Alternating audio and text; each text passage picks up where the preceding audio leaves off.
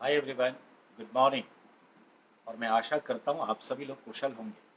मैं आपको याद दिलाना चाहता हूँ आज 19 सितंबर है, 19th सितंबर। एज यू नो, 19 सितंबर 1960 को पाकिस्तान के कराची तत्कालिक राजधानी में भारत के प्रधानमंत्री पंडित जवाहरलाल नेहरू और पाकिस्तान के राष्ट्रपति जनरल अयूब खान के बीच एक संधि हुआ जिसे नाम पड़ा सिंधु नदी घाटी जल बंटवारा संधि, यानी इंडस रिवर बेसिन और वैली वाटर शेयरिंग सेटलमेंट। तो इसी को सिंधु नदी जल बंटवारा कहते हैं, जो 1960 में हुआ। कहाँ हुआ? कराची में। पहले पाकिस्तान की राजधानी कराची हुआ करती थी, बाद में उन्होंने डेवलप करके इस्लामाबाद किया। Point clear? तो भारत से जवाहरलाल नेहरू गए थे एज ए प्राइम मिनिस्टर, और वहां के प्रेसिडेंट अयूब खान के बीच एक संधि हुई, यानी भारत पाकिस्तान के बीच एक एग्रीमेंट साइन हुआ। क्या? सिंधु रिवर वैली या बेसिन, ठीक है, वाटर शेयरिंग सेटलमेंट। सिंधु नदी घाटी और उससे जुड़े जो ब्रांचेस हैं, जो भारत से गुजरती है जो नदियां, उसकी जो सहायक है यानी ट्रिब्यूटरीज रिवर जो भारत से गुजरती है, तो उनके पानी को लेकर के, शेयरिंग को लेकर के सेटलमेंट हुआ 19 सितंबर 1960 को कराची में। किसके बीच? क्लियर है, ध्यान देंगे। पाकिस्तान में जो सिंधु नदी जाती है, जो एक्चुअली हम देखेंगे चीन के तिब्बत से निकलती है और भारत के वर्तमान के हिसाब से लद्दाख यूनियन टेरिटरी से होकर गुजरती है, और इसका बेसिन जो है जम्मू कश्मीर को टच करता है और वो पाकिस्तान में जाती है और अरब सागर के पास कराची, अरब सागर में या अरब सागर के तट पर कराची में डेल्टा का निर्माण करती है। ये 2900 किलोमीटर लंबाई की नदी है। ब्रह्मपुत्र की भी लंबाई वही है, याद रखिएगा।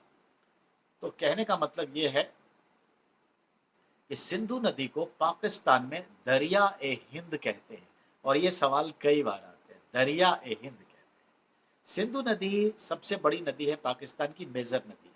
इसके और भी ट्रिब्यूटरीज हैं जो वेस्टर्न साइड से आकर मिलती है, पर उसमें पानी ना के बराबर होता है। जबकि भारत की तरफ से जो और नदियां जाती है और पाकिस्तान में जा के मिल जाती है, जिसमें झेलम, चेनाब, रावी, व्यास, सतलुज नदी है। जरा इस नदी को समझिए।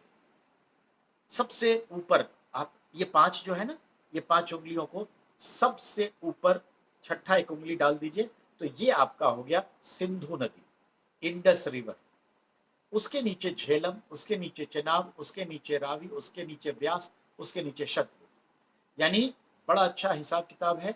झेलम, चेनाब, रावी, व्यास, शतलुज, ये पांच, और सबसे टॉप पर जो नदी बह रही है इंडस रिवर यानी सिंधु नदी। ये छह का क्रम नॉर्थ से साउथ की ओर याद कर लीजिए।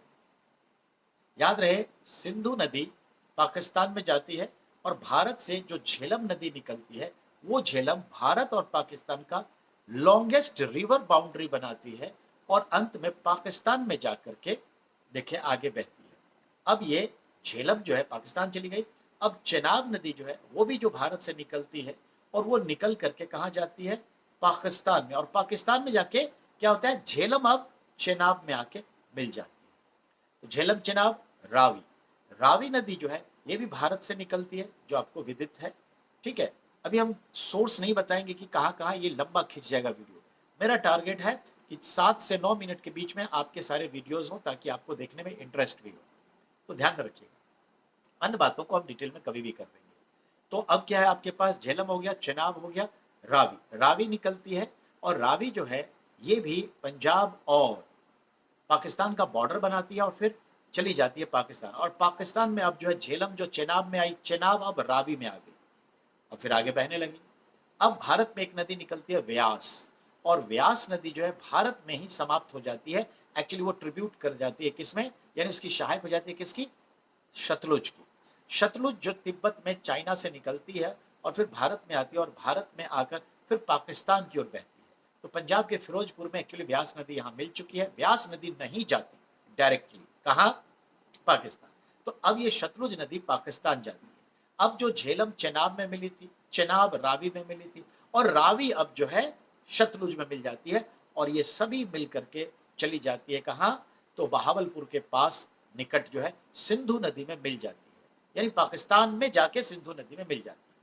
तो सिंधु की यही 5 सहायक नदी झेलम, चेनाब, रावी, व्यास, सतलुज कहलाती है। 6 रिवर्स का जिक्र है, याद रहे। तो जो समझौता हुआ था उस पर ध्यान दीजिए। समझौते के अनुसार सिंधु नदी, उसके नीचे झेलम, उसके नीचे चेनाब, 3 रिवर हो गए। तो शुरुआत के 3, ऊपर के 3, सिंधु यानी इंडस, झेलम और चेनाब रिवर का पानी का इस्तेमाल 100% कौन करेगा, पाकिस्तान करेगा। Point clear. अब आइए उसके 3 नीचे, अब आइए तो अब क्या हो गया, रावी, व्यास, शतलुज। तो रावी, व्यास, शतलुज के पानी का इस्तेमाल भारत करेगा।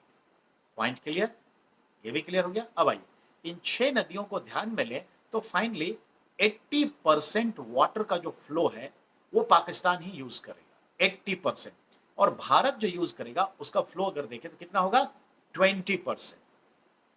ठीक है, याद रहे ये समझौता विश्व बैंक के मध्यस्थता में हुआ था। दैट एग्रीमेंट इंक्ड और साइंड, ठीक है, मीडिएटेड बाय वर्ल्ड बैंक, विश्व बैंक। Point clear. अब ध्यान दें, अब अगली कड़ी क्या आती है, तो अगली कड़ी है कि भारत जो है सिंधु पे, झेलम पे, चेनाब पे बांध बना सकता है, लेकिन ऐसा कोई इंटेंशन नहीं हो कि बांध में पानी रोक के पाकिस्तान को तकलीफ पहुंचाई जाए, पानी की किल्लत उत्पन्न की जाए, ये नहीं, फ्लो को नहीं रोकेगा। हमें तो बिजली बनानी है, लेकिन एक हद तक तो पानी हमेशा स्टोर रहेगा, नो डाउट। तो हम झेलम पे, चेनाब पे, ठीक है, और सतलुज पे बांध बना सकते हैं, हाइड्रो पावर प्रोजेक्ट बना सकते हैं, ठीक है, ये चीजें, लेकिन उसको इरिगेशन के लिए, ड्रिंकिंग के लिए यूज नहीं करेंगे। पर वहां जो यूज होता है वो तो होता है, वो कॉमन बात।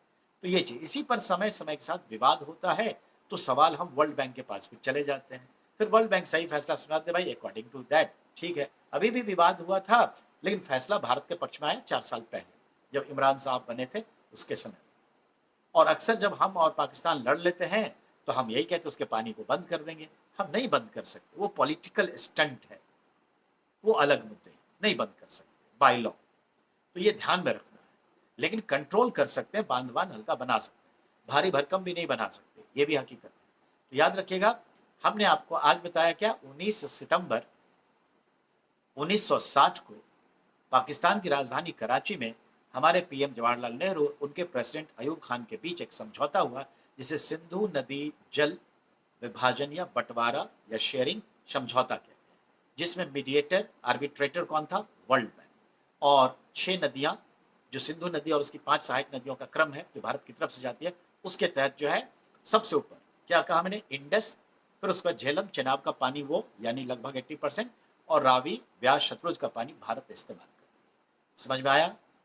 मैं आप सभी से गुजारिश करता हूं, विद्यार्थी के हित में, in the interest of students, please share this video and please must be like it, subscribe it, और बेल आइकॉन बजा दीजिए, दबा दीजिए। आपसे गुजारिश है इस वीडियो को मैक्सिमम तक फैलाएं।